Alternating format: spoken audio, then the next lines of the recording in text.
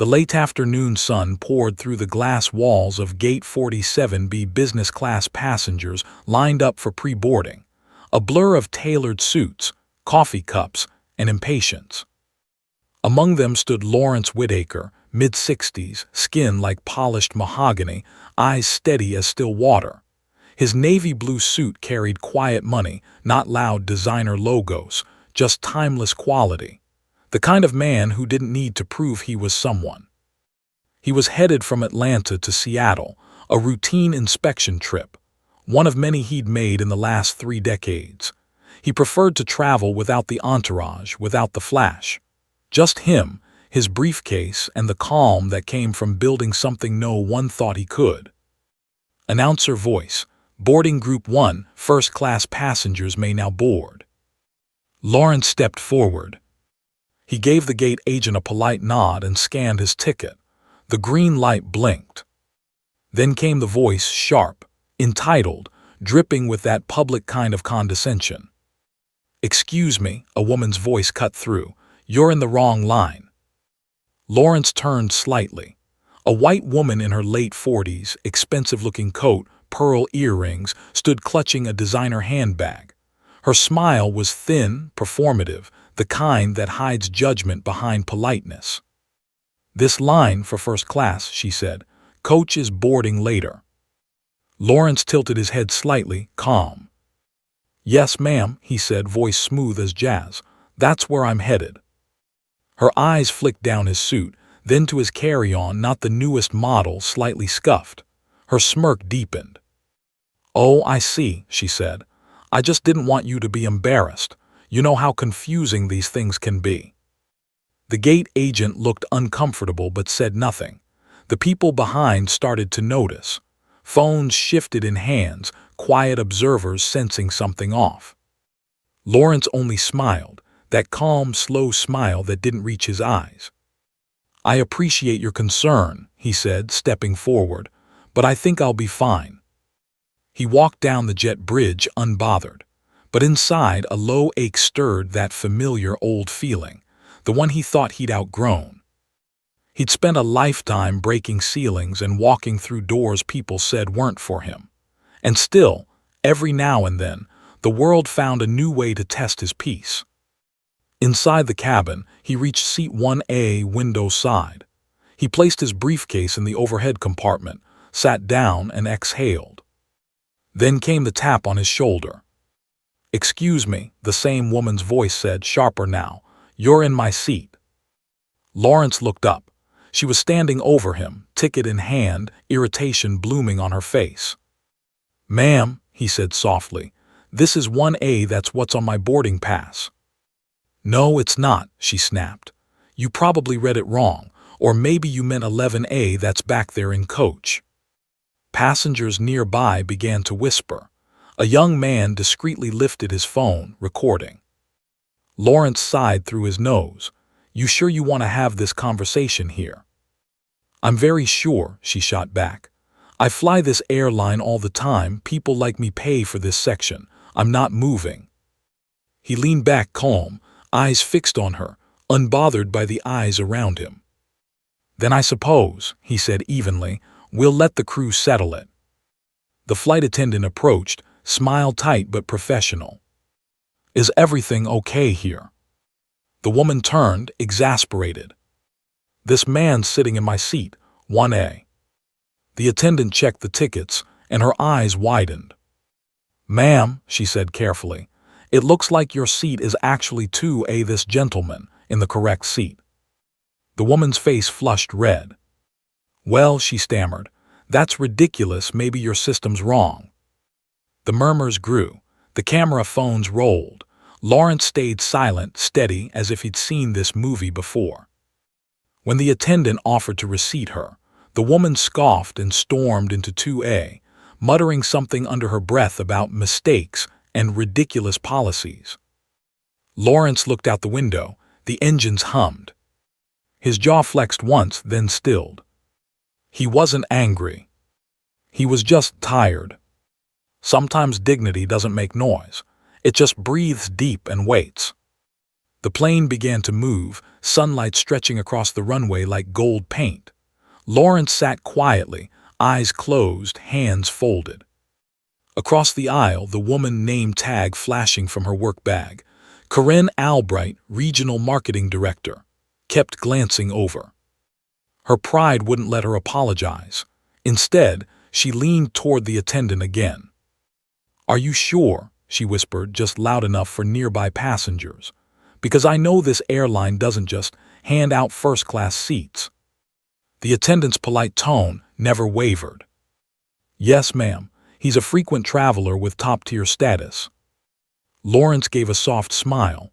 "Something like that," he said. Phones discreetly caught the exchange. The internet was watching even before it knew it. As the plane climbed into the clouds, a strange quiet filled the cabin. You could feel the awareness shifting. There's a certain kind of silence that isn't awkward, it's powerful. The kind that says, "Go ahead, keep watching, the truth's coming." Lawrence reached into his briefcase, pulled out a leather folder, and opened a set of printed reports. At the top of each page, Whitaker Aviation Holdings. The logo was subtle, but the same one printed on the napkins, the crew's badges, even the tail of the plane itself. He didn't flaunt it. He just existed in quiet ownership. That's the thing about true power. It doesn't chase validation. It lets the world reveal itself. As drink service began, the woman leaned over again, voice dripping with self-justification. "Well, you must have some good connections to get this seat," she said. "I know how hard it can be to upgrade sometimes."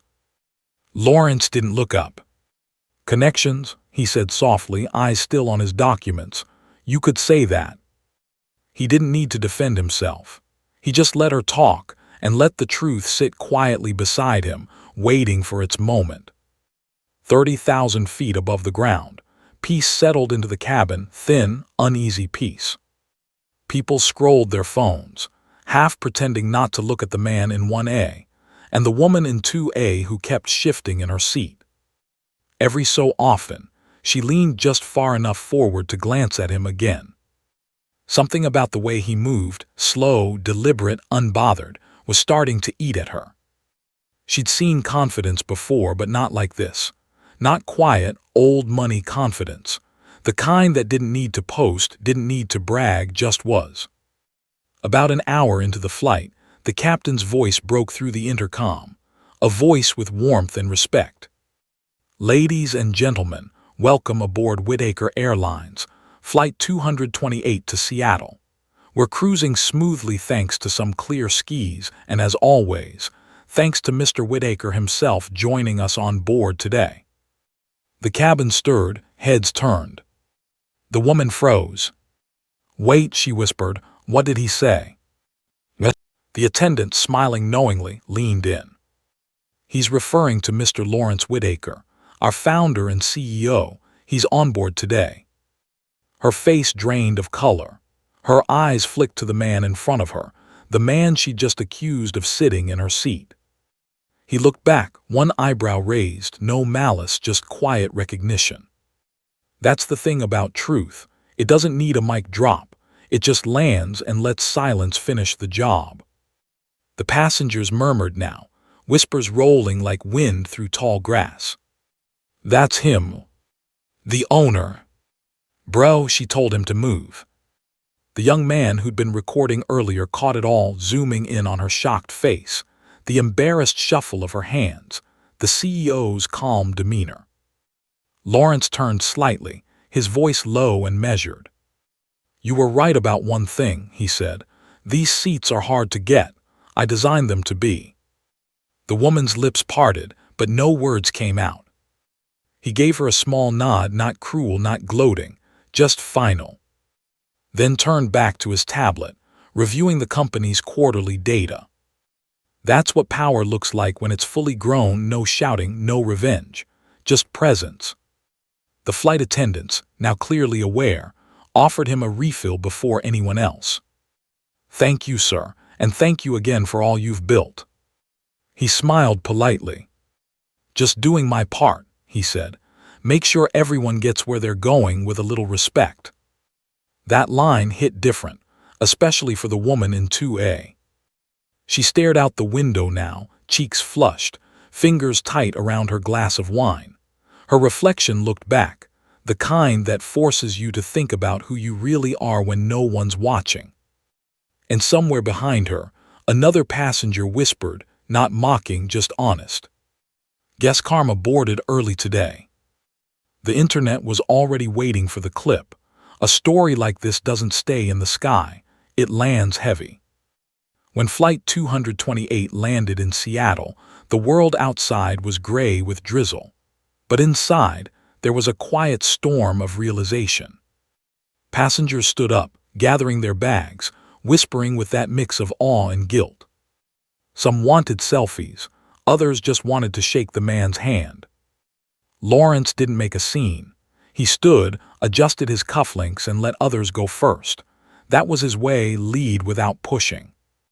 The woman stayed seated, pretending to scroll her phone. Her hands were shaking. Notifications were already lighting up her screen, her face trending on social media, hashtags forming fast. Signature. He owns the airline. Dignity over disrespect. By the time she looked up, Lawrence was already at the front of the plane.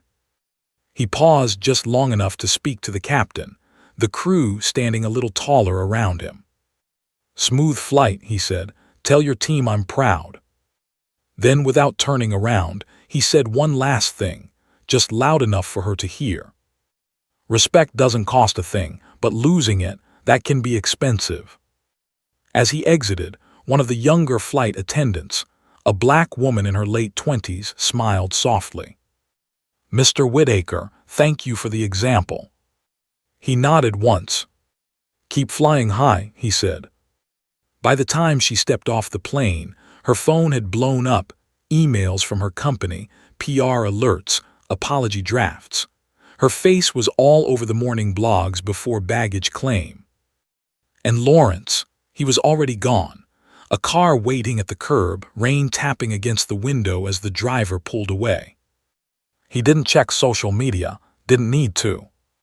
He'd lived enough life to know that justice, real justice, doesn't always need a courtroom. Sometimes it just needs witnesses. As the city lights blurred against the rain-streaked window, Lawrence sat quietly in the back seat. No victory speech, no gloating smile, just that same quiet he carried his whole life, the kind that only comes from surviving storms and still choosing grace. The driver glanced back in the mirror. "Rough flight, sir." Lawrence chuckled softly. "No, just another reminder of how far we still have to fly." He thought about his grandfather, a man who once couldn't even sit in the front of a bus. Now his grandson owned the sky. Full circle. Some people fight with words, others with pride. But the strongest fight with calm, the kind that humbles arrogance without lifting a hand. Later that night, news clips filled social feeds. The video had gone viral. Woman demands black man move from his seat. Turns out he owns the airline. Comments flooded in. "This gave me chills." Respect goes a long way. Dignity always wins. And through it all, Lawrence stayed silent. He didn't need to say anything. The story said it for him. "The thing about power," he said, "is knowing when not to use it." He turned toward the window, watching another Whitaker Airlines plane take off through the clouds. If you've ever been underestimated, remember this. You don't need to shout to make history. You just need to stand in your truth and let the world adjust its volume. If you believe in dignity, hit like and comment where you're watching from, because respect is global.